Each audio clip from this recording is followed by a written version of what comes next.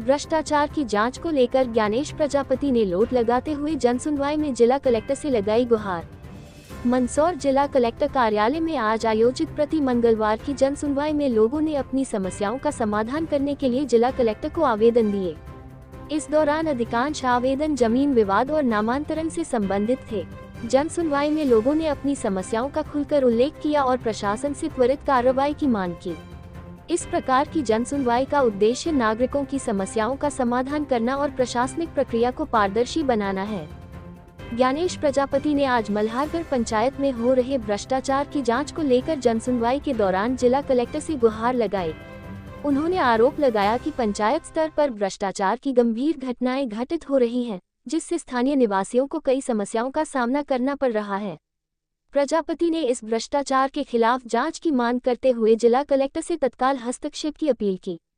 ज्ञानेश प्रजापति ने साथ यह भी आक्रोश व्यक्त किया कि भ्रष्टाचार की उच्च स्तर पर जांच नहीं की जाती तो वह हड़ताल करेंगे। जनसुनवाई में यह मामला उठने के बाद प्रशासन ने मामले की गंभीरता को समझते हुए उचित कार्रवाई करने का आश्वासन दिया। जी, हमारा जमीन का मामला है। सुहासरा तहसील ग्राम किशोरपुरा सर्वे नंबर 2751 भूमि, जो कि भारमल पिता गिरधारी द्वारा अवैध कब्जा किया हुआ है और आज दिनांक तक कर रखा है। एसडीएम आदेश का पालन भी नहीं हुआ। सुहासरा तहसील में सिविल कोर्ट का आदेश का पालन हुआ, उसका भी सिविल कोर्ट का भी आदेश का पालन नहीं किया तहसीलदार ने। उसके बाद हाई कोर्ट इंदौर में किया तो वहाँ भी आदेश का पालन नहीं हुआ, जबकि हाई कोर्ट ने कहा है कि एसडीएम आदेश का पालन 60 दिन में किया जाए, जबकि 80 दिन बीत जाने के बाद भी मौके पे लेडीज लोग लेके आता है भारमल और हमको धमकाता है। भारमल पिता गिरधारी द्वारा बहुत दादागिरी कर रहे हैं और हम लोगों को, हम गरीब आदमी हैं, हमारी कोई सुनवाई नहीं हो रही है।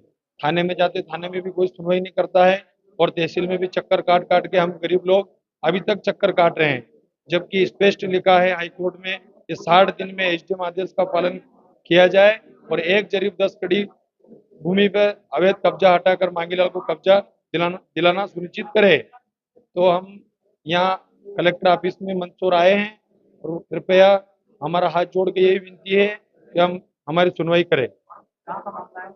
सुहासरा तहसील ग्राम किशोरपुरा सर्व नंबर 2751 भूमि। मेरा नाम भीमा, मेरा पिताजी का नाम मांगीलाल और मेरा दादाजी का नाम चतराजी राठौड़।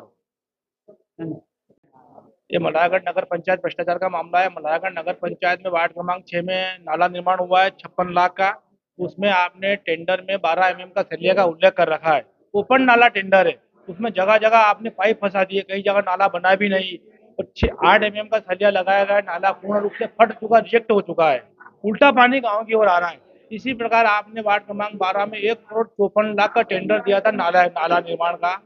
उसमें आपने वो का वही 8 एमएम का सरिया लगाया, बिल 12 एमएम का पास किया। जगह जगह से बिना वाइब्रेटिंग के नाला निर्माण हुआ है, जगह जगह से नाला डैमेज हो चुका है और वो नाला आगे जाके आपने सिर्फ एक 2 फीट की नाली में मिला दिया। आप 12 फीट के नाले को 2 फीट की नाली में कैसे मिला सकते हो?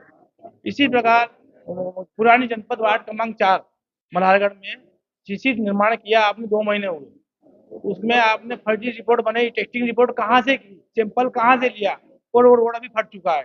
जब टेस्टिंग रिपोर्ट अगर इंजीनियर करता है, इंजीनियर की टेस्टिंग रिपोर्ट के आधार पर सीएमओ बिल पास करता है, तो किस आधार पर सीएमओ ने बिल पास किया, जिसकी उसकी जांच होना चाहिए।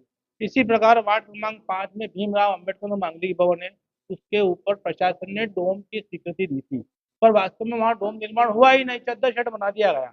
ना तो उसमें कोई मॉनिटरिंग हुई, ना कोई जियो टैगिंग हुई, ना कोई उसकी डीपीआर बनी, ना कोई टेंडर हुआ। मर्जी पड़ो कुछ तो भी काम हो रहा है। अगर इन सारे विकास कार्यों की निष्पक्ष रूप से अगर जांच करवाई जाए तो वर्तमान अध्यक्ष का कार्यकाल शून्य घोषित करवाया जाता है। इतना भ्रष्टाचार मल्हारगढ़ में हुआ है, इसकी आप कल्पना नहीं कर सकते हो। अभी मल्हारगढ़ में नगर पंचायत द्वारा गंगा जल आवर्धन योजना में एक कुएं की मरम्मत करवाई गई और किन कुछ लोगों द्वारा जनसुनवाई में सभी समस्त विभागों के आवेदन आते हैं, कुछ पूर्व के आवेदन के उनका निराकरण अपेक्षित रहता है। तो मैं विभागों को बता दिया है कि वो अगले सप्ताह तक जवाब दर्ज कर दें और बाकी न्यायालयीन मामले होते हैं तो उसमें आवेदक को हमको बताना होता है कि वो कोर्ट में